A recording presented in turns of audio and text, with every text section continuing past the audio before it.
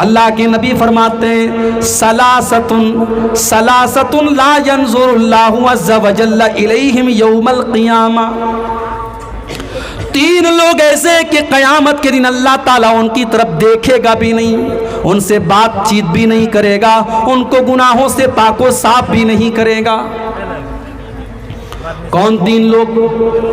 Number 1، العاق لوالدیہ، اپنے ماں باپ سے رشتہ توڑنے والا۔ او میرے نوجوان ساتھیوں، آپ نے شادی کر لی، آپ اپنی بیوی سے بہت زیادہ پیار کرتے ہیں، بہت اچھی بات ہے، مگر بیوی سے پیار کرنے کا یہ مطلب نہیں ہے کہ آپ اپنے ماں باپ سے رشتہ توڑ دیں۔ ہو سکتا ہے ساس بہو کا معاملہ گھر میں آ جائے، ہو سکتا ہے کہ آپ کی ماں آپ کی بیوی کو کچھ کڑوی کسیلی باتیں بھی سنا دے، آپ صبر سے کام لے لیں، آپ صبر کے گھونٹ پی لیں، لیکن آپ اپنے ماں باپ سے رشتہ نہ توڑیں، اپنے ماں باپ سے رشتہ نہ توڑیں۔ اپنی بیوی کے لیے اپنے ماں باپ سے رشتہ توڑنے والے کان کھول کر کے سن لیں، العاق لوالدیہ، اپنے ماں باپ کو ستانے والا کل قیامت کے دن اللہ تعالیٰ کی نظر رحمت سے بھی دور ہوگا۔ نمبر 2، والمرأة المترجلہ، اور مردوں کی نقل کرنے والی، مردوں کے جیسے چھوٹے چھوٹے بال رکھنے والی، اور مردوں کے جیسا ٹائٹ کپڑا پہننے والی، مردوں کے جیسا لباس پہننے والی عورت بھی اللہ تعالیٰ کی رحمت سے دور ہوگی۔ اور تیسرا آدمی والدیوس، وہ بغیرت آدمی، الذی یقر فی آلہ الخبث، جس کے گھر میں بے حیائی کا کام ہو رہا ہے، بے غیرتی کا کام ہو رہا ہے اور وہ برداشت کر رہا ہے۔ بے حیا اور بے غیرت ہو چکے ہیں ہم، اور رشتہ دیکھنے ہم جاتے ہیں، ہم نے یہ تو دیکھا کہ شیرسابادی ہم ہیں، لڑکی شیرسابادی برادری کی ہے کہ نہیں، ہم نے یہ تو دیکھا کہ ہم اہل حدیث ہیں، لڑکی اہل حدیث گھر کی ہے کہ نہیں ہے، مگر ہم نے یہ نہیں دیکھا لڑکی نمازی ہے کہ نہیں ہے، لڑکی کا کیریکٹر کیسا ہے۔ لڑکے کی ماں گئی، لڑکی گوری چٹی خوبصورت، پورے خاندان میں سب سے زیادہ اسمارٹ اور بیوٹیفل تھی، لڑکے کی ماں نہال ہو گئی، اس نے آ کر کے کہا کہ میری بہو بہت اچھی ہے، میں رشتہ فائنل کر رہی ہوں۔ دینداری کو نہیں دیکھا اس نے خاندان کو تو دیکھا، اس نے لڑکی کے باپ کا پیسہ تو دیکھا، اس نے لڑکی کی خوبصورتی تو دیکھی، مگر اس نے دینداری کو نہیں دیکھا۔ جب آپ نے رشتہ کرنے کے ٹائم دینداری کو نہیں دیکھا، اور وہ خوبصورت لڑکی جب آپ کے گھر میں بہو بن کر کے آئی، اور آگے چل کر کے جب آپ کو وہ ستانے لگی، آپ کے گھر کا ماحول خراب کرنے لگی، بے پردہ گھومنے لگی، تو آپ کو شکایت کرنے کا کوئی حق حاصل نہیں ہے، کیونکہ آپ نے تو بنیاد ہی غلط رکھی تھی، آپ نے تو رشتہ دیکھنے کے ٹائم دینداری کو دیکھا ہی نہیں تھا۔ اللہ کے نبی فرماتے ہیں تنکح المرأة لأربعین، جب کسی عورت کی شادی ہوتی ہے تو 4 چیزیں عورت کے اندر دیکھی جاتی ہیں، لمالہا، مال دیکھا جاتا ہے۔ میں ایسے بھی لوگوں کو جانتا ہوں، لڑکا کہہ رہا ہے کہ میں جہیز نہیں لوں گا، لڑکی والے پریشر ڈالتے ہیں تم کو لینا پڑے گا۔ میں نے ایسے بھی مثالیں دیکھی ہیں سماج میں، لڑکا خوددار ہے، لڑکا عزت والا ہے، لڑکے نے طے کیا ہے۔ ابھی کل میرے پاس ایک فون آیا، دلی کے قریب ایک جگہ پڑتی ہاپڑ کا ایک نوجوان لڑکا، اچھی نوکری ہے اس کے پاس، خوبصورت ہے، نوجوان ہے، اس نے کہا شیخ صاحب میرے گھر والے نہیں مان رہے، میں تو کہہ رہا ہوں کہ میں بغیر جہیز کے شادی کروں گا، بغیر بارات کے کروں گا، لیکن میری ماں کہہ رہی ہے، میرا باپ کہہ رہا ہے جب ہم نے جہیز دیا ہے تو ہم لیں گے کیوں نہیں، جب ہم نے اپنی بیٹی کو جہیز دیا ہے تو ہم لیں گے کیوں نہیں۔ وہ نوجوان بڑے دکھ کے ساتھ کہتا ہے مولوی صاحب میں نے اپنے باپ کو بہت سمجھایا، میں نے اپنے ماں باپ کو سمجھایا کہ ہمارا جہیز دینا ہماری مجبوری ہو سکتی ہے لیکن لینا ہماری مجبوری نہیں ہے، اگر میں یہ کہہ رہا ہوں کہ میں جہیز نہیں لوں گا تو آپ کو راضی ہونا چاہیے، لیکن میرے ماں باپ راضی نہیں ہو رہے۔ معاف کرنا میرے بھائیوں، समाज अगर आज बिगड़ा है, समाज अगर आज तबाह हुआ है, तो सिर्फ ये नई नस्ल से तबाह नहीं हुआ है, इसमें बहुत हद तक हमारे बुजुर्ग हजरात भी जिम्मेदार हैं, इसमें लड़कों की माएँ भी जिम्मेदार हैं, इसमें लड़कों के बाप भी जिम्मेदार हैं, इसमें गार्जियन भी जिम्मेदार हैं। सिर्फ लड़के ही लालची नहीं होते, लड़कों के माँ बाप भी लालची होते हैं। और जहेज की लालच में आपके इलाके में यहाँ तक मुझे लोगों ने बताया कि शेख साहब, जहेज का लालच इस कदर पैदा हो चुका है कि शादी होती है, लड़के ने पैसा भी ले लिया, टू व्हीलर भी ले लिया, फिर कहीं और से रिश्ता आने लगा, कोई बीच का दलाल और आ गया कि फलां की लड़की है, बड़ा पैसे वाली पार्टी है, बड़ा माल मिलेगा, इसको तलाक दे करके उससे शादी कर लेता है ताकि वहाँ से अलग पैसा ऐंठे। मेरे भाइयों, हमने शादी ब्याह को भी हमने सौदेबाजी बना दिया। हमने लड़के और लड़कियों को एक तरीके से शादी के मौके पर हमने उनका धंधा करना शुरू कर दिया। अरे हमसे अच्छे तो वो लोग हैं जो अपनी बेटियों को जाकर के बेच देते हैं बाजार में और उसकी कीमत खा जाते हैं। अगर हमने जहेज के इस चलन को नहीं रोका, इसका मतलब ये हुआ कि हम अपने बेटे और बेटियों की तिजारत कर रहे हैं। ये जहेज, याद रखिए, ये तकरीर करने से खत्म नहीं होगा, तकरीर करने से खत्म नहीं होगा। ये जहेज, ये इज्तिमाई जुर्म है, ये पूरा समाज इसमें मुलव्विस है। जब तक पूरा समाज जागरूक नहीं होगा, हम और आप जागरूक नहीं होंगे, तब तक ये लानत समाज से नहीं खत्म हो सकती है। आपके भारत के अंदर रोजाना 19 लड़कियों का मर्डर होता है जहेज की वजह से। साल भर का रेशियो निकालने के बाद ये गवर्नमेंट ऑफ इंडिया की रिपोर्ट है कि रोजाना 19 लड़कियां जहेज के लिए कत्ल कर दी जाती है या आत्महत्या कर लेती हैं। यानी आप सोचिए कि तकरीबन हर घंटे कोई ना कोई औरत और कोई ना कोई लड़की इस जहेज की भेंट चढ़ रही है। फिर भी हमारी आंखें नहीं खुल रही है मेरे भाइयों, और हम इस जहेज जैसी लानत को अपने समाज से खत्म नहीं कर रहे। मैं अपने नौजवान साथियों से कहना चाहता हूं, अगर तुम मर्द हो और तुम्हारे अंदर मर्दानगी है तो अपनी मर्दानगी को आवाज़ दो और अपनी माँ से जाकर के साफ कह दो, ऐ मेरी प्यारी अम्मी जान, मुझे अपने ससुराल से मिलने वाली चारपाई नहीं चाहिए, मैं चटाई पर लेट लूँगा, जब मेरे पास चारपाई का इंतज़ाम होगा मैं चारपाई खरीद लूँगा, लेकिन मेरी मर्दानगी को ये बर्दाश्त नहीं है कि मैं ससुराल से मिलने वाली चारपाई पर लेटूँ।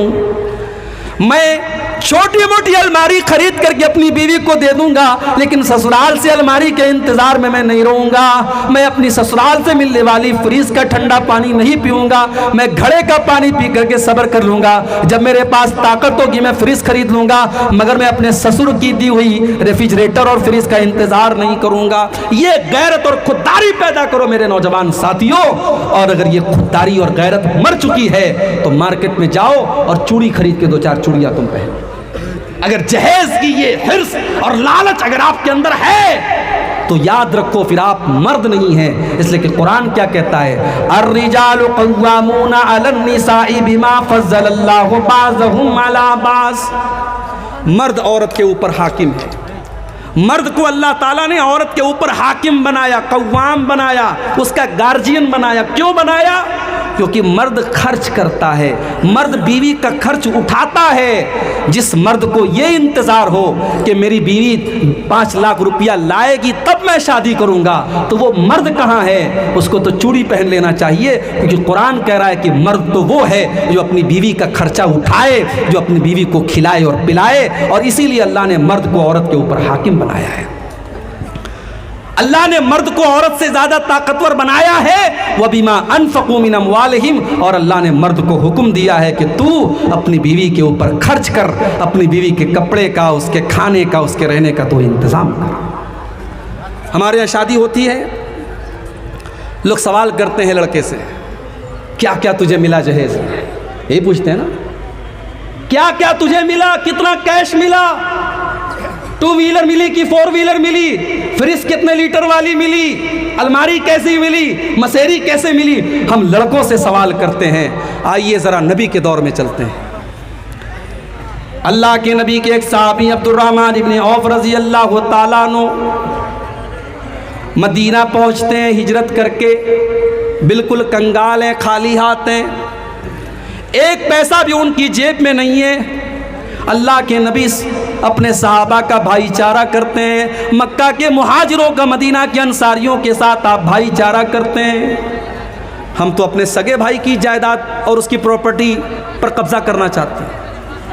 ایک ایک فٹ زمین کے لیے، ایک ایک انچ زمین کے لیے بھائی بھائی میں مقدمہ چلتا ہے ہمارے یہاں۔ اللہ کے پیارے نبی صلی اللہ علیہ وسلم نے مدینہ کے انصاریوں اور مکہ کے مہاجروں کا بھائی چارہ کیا، کوئی رشتہ نہیں تھا، لیکن جب نبی نے ایک آواز میں کہہ دیا کہ یہ تمہارا بھائی ہے، اپنے سگے بھائی سے بڑھ کر کے انہوں نے اپنے مہاجر بھائی کو اس کا حق دیا۔ یہ مثال قائم کی صحابہ۔ حضرت عبد الرحمن ابن عوف کا بھائی چارہ اللہ کے نبی نے سعد ابن ربیع کے ساتھ کرایا۔ سعد ابن ربیع آتے ہیں، اے عبد الرحمن میرے پیارے بھائی، یہ میرا مال ہے، یہ میری پراپرٹی ہے، میرا کھجوروں کا باغ ہے۔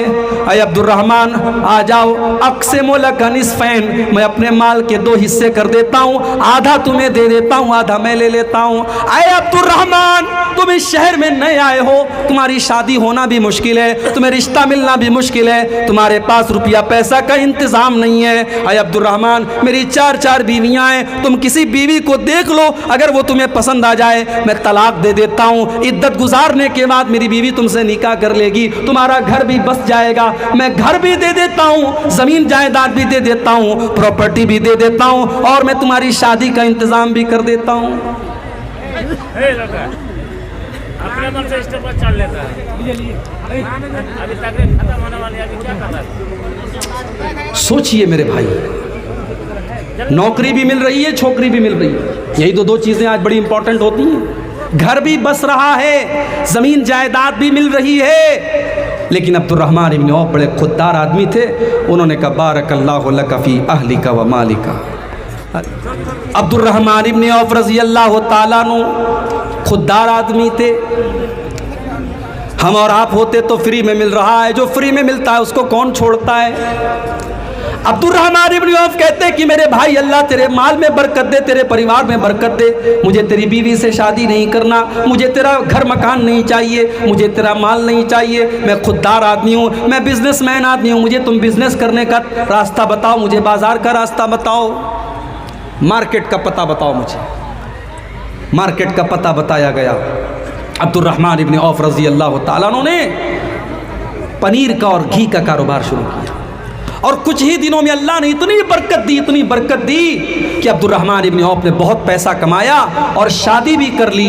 ایک دن اللہ کے نبی سے ملاقات ہوئی، اللہ کے نبی صلی اللہ علیہ وسلم نے دیکھا ان کے کپڑے پر زردی لگی ہے۔ اس زمانے میں عورتیں خوشبو لگاتی تھی شادی کے موقع پر جو زرد رنگ کی ہوتی تھی۔ اللہ کے نبی سمجھ گئے کہ عبد الرحمن نے شادی کی ہے۔ اچھا شادی کر لی، نبی کو انوائٹ نہیں کیا۔ ہمارے یہاں اگر آپ شادی کر لیں اور مولوی صاحب کو، مسجد کے امام صاحب کو نہ بلائیں تو امام صاحب آپ کے خلاف جمعہ پڑھا دیں گے پورا، یہ مجھ کو بلائے نہیں شادی میں۔ شادی کر لی، اللہ کے نبی کو پتہ بھی نہیں چلا۔ آپ نے پوچھا کہ شادی کیے ہو کیا؟ ہاں اللہ کے نبی میں نے شادی کیا ہے۔ نبی نے اگلا سوال کیا کم سکتا؟ غور کرو، اللہ کے نبی نے یہ نہیں پوچھا کہ اے عبد الرحمن تم کو جہیز میں کیا کیا ملا، آپ نے پوچھا کم سکتا تم نے اپنی بیوی کو مہر میں کیا دیا، مہر میں تم نے کیا دیا؟ کہا اے اللہ کے نبی زینت نواتم من ذابن، میں نے سونے کی کھجور کی گٹھلی کے برابر میں نے سونا اپنی بیوی کو دیا ہے۔ اللہ کے نبی سمجھ گئے کہ عبد الرحمن نے پیسہ کمایا ہے۔ آپ نے فرمایا اولم ولو بشاتن، اے عبد الرحمن تم جلدی سے ولیمہ کر کے ہم کو دعوت کھلاؤ، اگر بکری ہی کا ولیمہ کر سکتے ہو تو بکری کا ولیمہ کر لو۔ ہمارے یہاں ولیمہ میں بھی بڑی فضول خرچی ہوتی ہے۔ جو بڑے بڑے کروڑ پتی لوگ ہیں، پورے علاقے کے بڑے بڑے چودھری اور بڑے بڑے پردھان اور بڑے بڑے نیتاؤں کو بلاتے ہیں، ان کے پڑوس میں غریب آدمی ہیں، اس غریب کو وہ نہیں بلاتے ہیں، اور پورے گاؤں کے بڑے بڑے کروڑ پتیوں کو بلاتے ہیں۔ میرے پیارے بھائیوں، اللہ کے نبی نے اس کو سب سے برا ولیمہ کہا ہے۔ شر الطعام طعام الولیمہ، اللہ کے نبی فرماتے ہیں سب سے برا کھانا اس ولیمہ کا کھانا ہے جہاں غریبوں کو چھوڑ دیا جائے اور امیروں کو بلایا جائے۔ اگر آپ کے رشتہ داروں میں، آپ کے خاندان میں، آپ کے اڑوس پڑوس میں اگر غریب لوگ بھی ہیں تو آپ جب ولیمہ کی دعوت کریں تو ان کو کھلائیں اور ایک حساب سے آپ ولیمہ کریں۔ ضروری نہیں ہے کہ آپ، ابھی میں کشمیر گیا تھا پچھلے سال، کشمیر میں لوگوں نے مجھے بتایا کہ شادی کے موقع پر 17 ٹائپ کے 18 ٹائپ کے وہاں شادی کے موقع پر گوشت بنتے ہیں. 18 طریقے کے الگ الگ. آپ کے تو سیمانچل میں تو گوشت کا مطلب صرف گوشت ہوتا ہے, اس میں مرچا ڈال دیا, مسالہ ڈال دیا, تیل ڈال دیا, ڈھیر سارا جھول ڈال دیا, ہو گیا گوشت ہو گیا. ہمارے یہاں تو قیمہ نہیں ہے, کباب نہیں ہے, کوفتہ نہیں ہے, لیکن کشمیر میں 18 ٹائپ کے گوشت بنتے ہیں. حیدرآباد میں کم سے کم 5 طریقے کی بریانی ہوتی ہے, 10 طریقے کا سالن ہوتا ہے. غریب آدمی بیچارہ وہ اس رسم و رواج کے بندھن میں بندھ جاتا ہے. میرے پیارے ساتھیوں, ان رسم و رواج سے اپنی گردنوں کو آزاد کرو, اپنے آپ کو آزاد کرو. ہمارے نبی ہم کو رسم و رواج کے بندھنوں سے آزاد کرنے کے لیے آئے تھے. اللہ نے قرآن میں سورہ اعراف کی آیت نمبر 157 میں فرمایا, الذین یتبعون الرسول النبی الامی الذی یجدونہ مکتوبا عندہم فی التوراۃ والانجیل. میرے نبی کا تذکرہ تم کو تورات میں بھی ملے گا, تم کو انجیل میں بھی ملے گا, تم کو تمام آسمانی کتابوں میں ملے گا. یامرہم بالمعروف, میرا نبی تم کو نیکیوں کا حکم دیتا ہے. وینہاہم عن المنکر, تم کو برائیوں سے روکتا ہے. ویحل لہم الطیبات, میرا نبی پاکیزہ چیزوں کو تمہارے لیے حلال کرتا ہے. ویحرم علیہم الخبائث, اور ناپاک چیزوں کو تمہارے لیے حرام کرتا ہے. ویضع عنہم اسرہم والاغلال التی کانت علیہم, اور میرا نبی تم کو رسم و رواج کے بندھنوں سے مکت کرتا ہے, آزاد کرتا ہے. اللہ کے نبی ہمیں رسم و رواج کے بندھنوں سے آزاد کرنے کے لیے آئے تھے. 1400 سال پہلے عرب کی دھرتی پر جب لڑکی پیدا ہوتی تھی, اس لڑکی کو بھی لوگ کلنک مانتے تھے اور اس لڑکی کو زندہ زمین میں جا کر کے گاڑ دیتے تھے. قرآن کریم میں اللہ نے نقشہ کھینچا, وَإِذَا بُشِّرَ أَحَدُهُمْ بِالْأُنْثَىٰ, جب ان کے گھر میں لڑکی کی پیدائش ہوتی ہے, ظَلَّ وَجْهُهُ مُسْوَدًّا وَهُوَ كَظِيمٌ, لڑکی کے باپ کا چہرہ کالا پڑ جاتا ہے. يَتَوَارَىٰ مِنَ الْقَوْمِ مِنْ سُوءِ مَا بُشِّرَ بِهِ, لڑکی کا باپ اپنا چہرہ اپنی قوم کو نہیں دکھاتا ہے. أَيُمْسِكُهُ عَلَىٰ هُونٍ أَمْ يَدُسُّهُ فِي التُّرَابِ, اس کے سامنے صرف 2 راستے ہوتے ہیں, یا تو اگر لڑکی کی پرورش کرے گا تو سماج میں اس کو ذلت سہنی پڑے گی, اور دوسرا راستہ یہ کہ اپنے ہی ہاتھوں سے اپنی بیٹی کو زمین کے اندر گاڑ دے. اللہ فرماتا ہے, الا ساء ما یحکمون, او لوگو تم کتنی ناانصافی کرتے ہو, تم لڑکیوں کے اوپر کتنا بڑا ظلم کرتے ہو. میرے نبی نے اس رسم کو ختم کیا اور دنیا کو بتایا کہ لڑکی بوجھ نہیں ہے, لڑکی رحمت ہے. اور اللہ کے نبی نے فرمایا, من آلا جاریتین, جس کو اللہ تعالیٰ 2 لڑکیاں دے دے اور ان 2 لڑکیوں کی وہ صحیح طریقے سے پرورش کرے, حتیٰ تبلغا, یہاں تک کہ وہ دونوں لڑکیاں جوان ہو جائیں, بالغ ہو جائیں, ان کا سارا حق ادا کر دے. لڑکی کا حق کیا ہے؟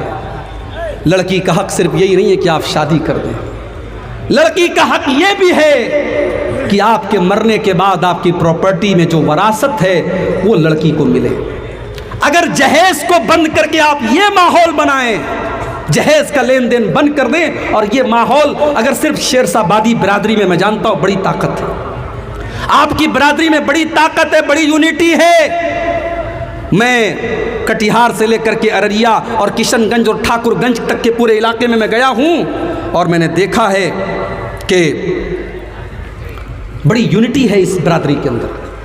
میرے بھائیو, اگر اس یونٹی کا آپ صحیح استعمال کریں, اگر یہ پوری برادری, اگر آپ کے علماء اور آپ کے جو قائدین ہیں شیرشاہ بادی ایسوسی ایشن کے جو ذمہ دار ہیں, اگر وہ یہ طے کر لیں کہ ہم اپنی شادیوں میں جہیز کا لین دین نہیں کریں گے, اور ہاں ہماری پراپرٹی میں جو حصہ ہماری بیٹی کا بنے گا ہماری وفات کے بعد وہ ہماری بیٹی کو دیا جائے, اگر یہ ماحول بھی آپ پیدا کریں تو میں سمجھتا ہوں کہ جہیز کا لین دین بند ہو سکتا ہے.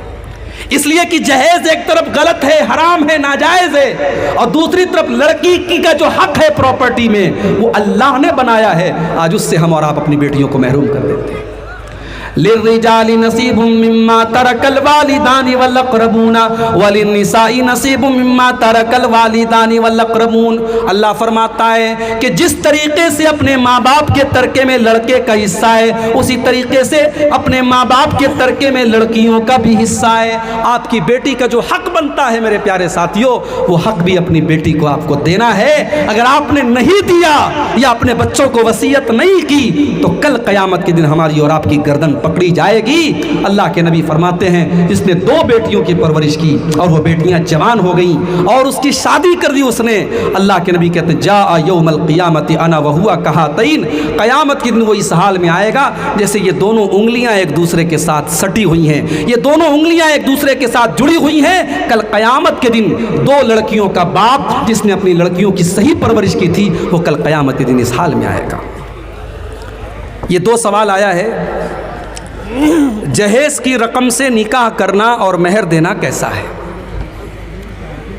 जाहिर है मेहर देना शौहर का हक है और वो उससे रकम लेकर के दे रहा है, तो अब शरई एतबार से हम ये तो नहीं कह सकते कि ये हराम और नाजायज़ है। भाई लड़के की शादी हुई, लड़का किसी से कर्जा लेकर के भी मेहर दे सकता है मगर यहाँ आपने जो हक आपका था वो आप लड़की वालों से ले रहे हैं, इसलिए ये बिल्कुल गलत है। आपकी जिम्मेदारी थी कि आप मेहर का इंतज़ाम करते, आपने लड़की वालों से ही लेकर के उसको मेहर दे दिया, तो आपने मेहर दिया का, आपने तो उन्हीं का पैसा उन्हीं को लौटा दिया। इसलिए ये बिल्कुल गलत रस्म है, इसको आप ख़त्म करें, ये बिल्कुल जुल्म है और निकाह के मकसद के ख़िलाफ़ है। निकाह में मेहर की जो जिम्मेदारी है वो मर्द की बनाई गई। अगर निकाह गलत है और मेहर भी अदा न हुआ तो फिर वो रिश्ता कैसा रहेगा? देखिए मेहर तो अदा हो जाएगा लेकिन ये चीज़ गलत है। लड़के को चाहिए कि वो मेहर की जो रकम उसने दी है वो चूँकि उसने अपनी जेब से नहीं दी है, लड़की वालों से लेकर के दी है, उसको चाहिए कि वो जल्द से जल्द इंतज़ाम करके अपने पैसे से और अपनी कमाई से अपनी बीवी को मेहर दे ताकि उसका मेहर सही तरीके से अदा हो। लेकिन चूँकि मेहर के मामले में बड़ी गुंजाइश है, मेहर रुपया पैसा के ज़रिए भी हो सकता है, मेहर सोने चांदी के जेवर के ज़रिए भी हो सकता है। ऐसा भी हुआ है कि एक सहाबी को कुरान की सूरतें याद थी, उन्होंने इस शर्त पर अल्लाह के नबी ने उनका निकाह कर दिया कि तुम कुरान की ये सूरतें अपनी बीवी को सिखा देना। उन्होंने अपनी बीवी को कुरान सिखा दिया और वो कुरान का सिखाना ही उनका मेहर बन गया। उम्मे सुलैम रज़ी अल्लाह ताला अन्हा का निकाह हज़रत अबू तलहा के साथ हुआ और उनके निकाह का मेहर ये था, उम्मे सुलैम ने कहा अगर आप इस्लाम कबूल कर लें और मुसलमान हो जाएं तो मुझे अलग से कोई मेहर नहीं चाहिए, आपका इस्लाम कबूल कर लेना ही मेरा मेहर बन जाएगा। तो मेहर के मामले में गुंजाइश है, मेहर में बहुत सारी चीज़ें हो सकती हैं। अगर किसी जगह ऐसा हुआ है कि लड़की वालों से पैसा लेकर के मेहर दिया गया है तो शौहर को चाहिए एज़ सून एज़ पॉसिबल, जितना जल्दी मुमकिन हो मेहर की रकम का इंतज़ाम करे और बीवी को मेहर दे। तो मेरे भाइयों ये जो जहेज़ की रस्म है इसको अगर हमने बंद नहीं किया तो इसके ज़िम्मेदार हम सब माने जाएंगे, पूरा समाज माना जाएगा। बनी इसराइल के ऊपर लानत की गई इसीलिए कानू ला यतनाहूना अन मुनकरिन फ़अलू, जब बनी इसराइल के बीच में कोई गलत काम होता था वो एक दूसरे को मना नहीं करते थे। मैं कहता हूँ उलमा तय कर लें, हम निकाह नहीं पढ़ाएंगे। उलमा तय कर लें, अगर जमीयत ये तय कर लेती है मैं फला मदरसे को तौसिया नहीं दूंगी और वो नहीं देते तो मदरसे वाले परेशान होते कि नहीं होते? उलमा तय कर लें, आपके शेरशाबादी को उलमा तय कर लें, हम निकाह नहीं पढ़ाएंगे जहां जहेज का लेन देन होगा।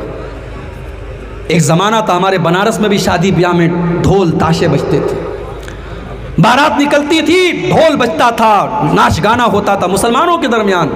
उस ज़माने में उलमा ने मिल करके फतवा दिया ये हराम है और हम निकाह नहीं पढ़ाएंगे। उलमा ने एक्शन लिया और आज बनारस से वो लानत ख़त्म हो गई। मेरे प्यारे साथी, आपकी बरादरी से भी जहेज की ये लानत ख़त्म हो सकती है। मेरे भाइयों वो आदमी जो अपनी जवान बेटी आपको दे रहा है उसके दिल पर क्या गुजर रही कभी सोचा है आपने?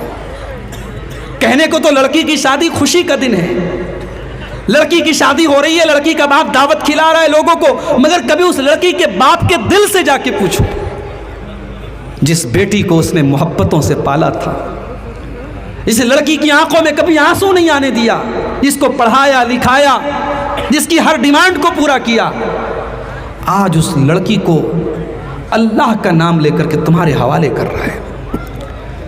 एक कलमे की बुनियाद पर, एक निकाह की बुनियाद पर उस लड़की को तुम्हारे हवाले कर रहा है और तुम इतने बड़े बेगैरत हो कि उस लड़की के बाप से तुम जहेज की डिमांड कर रहे हो। वो बेचारा अपना घर मकान बेच के, अपना खून बेच के तुम्हें जहेज दे। میرے بھائی اسلام کو چھوڑ دو, قرآن کو چھوڑ دو, اپنی عقل سے سوچو, اپنی کامن سینس سے سوچو کہ جہیز کی ڈیمانڈ کرنے والا کتنا بڑا ظالم ہے, کتنا بڑا حیوان ہے, انسانیت سے گری ہوئی یہ حرکت ہے. اور ایک آخری واقعہ سنا کر کے بات ختم کر رہا ہوں. اس جہیز نے کتنے لوگوں کی جان لی ہے. بڑا مشہور واقعہ, آپ نے تقریروں میں بھی سنا ہوگا.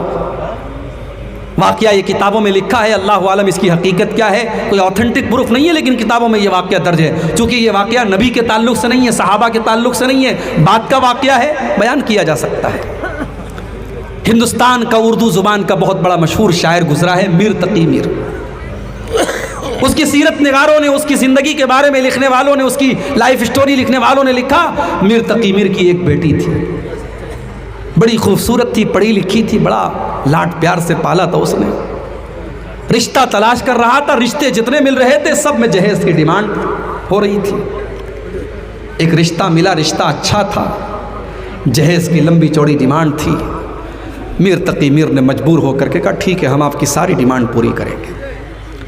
رشتہ طے ہو گیا, شادی کی تاریخ پڑ گئی.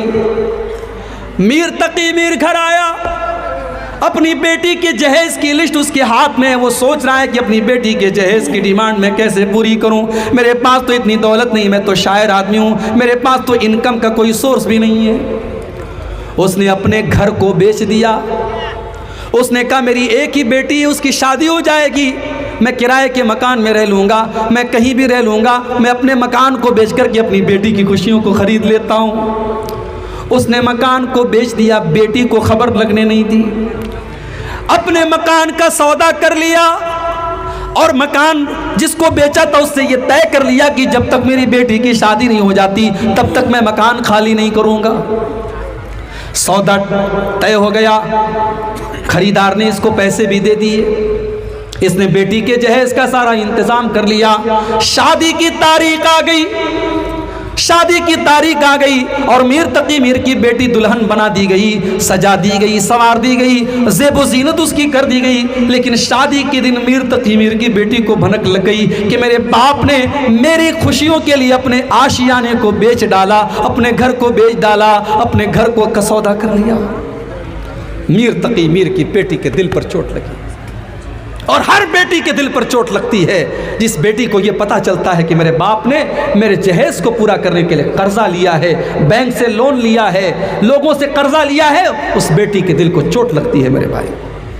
کبھی کبھی وہ بیٹی سوچتی ہے کہ میں اتنی بڑی بوجھ بن گئی اپنے باپ کے لیے, میرا باپ میری خوشی کے لیے قرضہ لے رہا ہے, لون لے رہا ہے بینک سے. میر تقی میر کی بیٹی کے دل کو چوٹ لگی, اس نے باپ کے سامنے ظاہر نہیں ہونے دیا. لیکن شادی ہو رہی ہے, شادی کی خوشیوں کا ماحول ہے, لیکن اندر سے وہ بیچاری کھل رہی ہے, اس کا دماغ ٹینشن میں ہے, اس کا دل اضطراب میں ہے کہ میرے باپ نے میری خوشیوں کے لیے اپنا گھر بیچ ڈالا.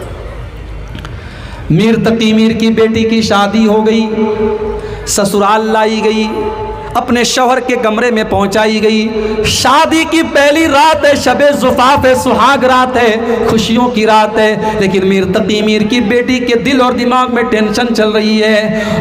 اس کا شوہر جب اس سے ملنے کے لیے آتا ہے, دیکھتا ہے میری بیوی کی آنکھوں میں آنسو ہے, پوچھتا ہے کیا بات ہے. میر تقی میر کی بیٹی کہتی ہے کہ آپ کے گھر والوں کی ڈیمانڈ کو پورا کرنے کے لیے میرے باپ نے اپنا مکان بیچ ڈالا تھا. اور اتنا کہتے کہتے وہ رونے لگی, اور اس کے دل کو ایسا صدمہ لگا, میر تقی میر کی بیٹی کا ہارٹ اٹیک ہو گیا, اس کے دل کی حرکت رک گئی, اور آن دا اسپاٹ اس کا انتقال ہو گیا, مر گئی. وہ شادی کی پہلی رات مر گئی.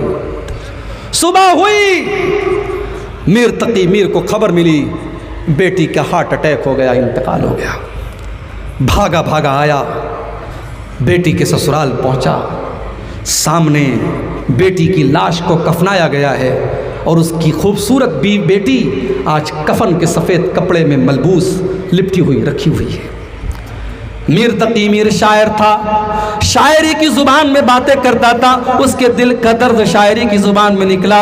اس نے بیٹی کی لاش کو دیکھ کر کے کہا, اب آیا ہے آرام جاں, اب آیا ہے آرام جاں, خیال اس نامرادی میں, اب آیا ہے آرام جاں, خیال اس نامرادی میں, کفن دینا تجھے بھولے تھے ہم تیری شادی میں. میری بیٹی تیرا باپ ایک چیز دینا تجھے بھول گیا، اس نے کفن تجھے نہیں دیا تھا، اگر کفن دیا ہوتا تو آج تیرے جسم کے اوپر یہ کفن کا کپڑا تیرے سسرال کا نہ ہوتا، تیرے باپ کا دیا گیا ہوتا۔ آج تیرے باپ کو احساس ہو رہا ہے اس نے تیری شادی میں سب تو دیا لیکن تیرے کفن کا کپڑا نہیں دیا۔ میرے پیارے ساتھیوں، نہ جانے کتنی بیٹیاں آج اس انجام کو پہنچ رہی ہیں جو میر تقی میر کی بیٹی کا انجام ہوا۔ اللہ کے واسطے میں اپنے نوجوانوں سے کہنا چاہتا ہوں، شادی کا دن انسان کی زندگی کا بڑا امپورٹنٹ دن ہے میرے بھائی۔ اس دن کو حرام چیزوں سے پاک کر دو، ناچ گانے سے پاک کر دو۔ یہ بارات کی ڈیمانڈ بھئی ایک چیز ہوتی ہے، لڑکی کا باپ اپنی خوشی سے کہتا چلو بھئی ٹھیک ہے آپ 20 لوگوں کو لے کے آ جانا، ہم دعوت کھلا دیں گے، حالانکہ اس سے بھی بچنا چاہیے۔ اسلام نے لڑکی کے باپ کے اوپر کوئی بوجھ نہیں ڈالا ہے، لیکن چلو لڑکی کا باپ اپنی خوشی سے کچھ لوگوں کو دعوت دے دے الگ بات ہے۔ یہاں تو باقاعدہ صاف ڈیمانڈ ہوتی ہے ہم 200 لوگوں کو لے کر کے آئیں گے، اور بہترین گوشت ہونا چاہیے، ایک دم بھالو بہترین گوشت، چاول اور یہ اور وہ، اور ہمارے یہاں تو کہیں بارات میں جو ہے وہ باقاعدہ کھانے کے پہلے ناشتہ چلتا ہے، پٹاری میں جو ہے وہ میٹھا ہونا چاہیے اور یہ اور وہ ہونا چاہیے۔ میرے بھائی، آپ لڑکی کے باپ کے اوپر جس کے اوپر اسلام نے، اللہ نے، رسول نے کوئی بوجھ نہیں ڈالا، آپ اس کے اوپر یہ بوجھ ڈال رہے ہیں۔ کل قیامت کے دن اللہ آپ سے سوال کرے گا، آپ نے ناجائز طریقے سے اس کو دبایا ہے اور اس کے جیب سے پیسہ نکلوایا ہے اور اس کا خرچ کرانے کی کوشش کی ہے، اللہ کے اس کا حساب دینا پڑے۔ اللہ سے دعا ہے رب العالمین ہم سب کو اجتماعی طور پر اور خاص طور سے ہمارے نوجوانوں کو اللہ جہیز کی لعنت سے بچنے کی توفیق عطا فرمائے۔ اللہ ہمارے نوجوانوں کو بھی اور ان کے گارجین کو بھی، ان کے ماں باپ کو بھی سمجھ دے اور اتنی خودداری ان کے اندر پیدا کر دے کہ وہ بغیر جہیز کے شادی کریں، اور اللہ آپ کی اس پوری قوم شرش آبادی قوم کو اس لعنت سے اللہ تعالیٰ پاک اور صاف کر دے۔ اللہ آج کے اس تبلیغی جلسے کی ہمارے بھائیوں کی محنت کو قبول کر لے۔ ابھی جلسہ انشاءاللہ دیر رات تک چلے گا، کافی علماء آپ کے سامنے بیٹھے ہیں، میں اس امید کے ساتھ یہاں سے جا رہا ہوں کہ آپ جلسے کا جو سکون ہے، وقار ہے، اس کو قائم رکھیں گے۔ ہمارے بڑے عزیز ہمارے جامعہ سلفیہ میں ہمارے ساتھیوں میں سے تھے، اس وقت وہ جامعہ سلفیہ میں استاذ ہیں، مولانا عبداللہ زبیر صاحب سلفی حفظ اللہ، وہ بھی آئے ہیں، اور ابھی ہمارے بعد اور بھی علماء ہیں۔ آپ ان تمام علماء کا خطاب شوق سے سنیں، غور سے سنیں اور ایک پیغام لے کر کے یہاں سے جائیں۔ اللہ تعالی ہم سب کو کہنے سننے سے زیادہ عمل کی توفیق عطا فرمائے، آمین۔ وآخر دعوانا ان الحمد للہ رب العالمین، والسلام علیکم ورحمۃ اللہ۔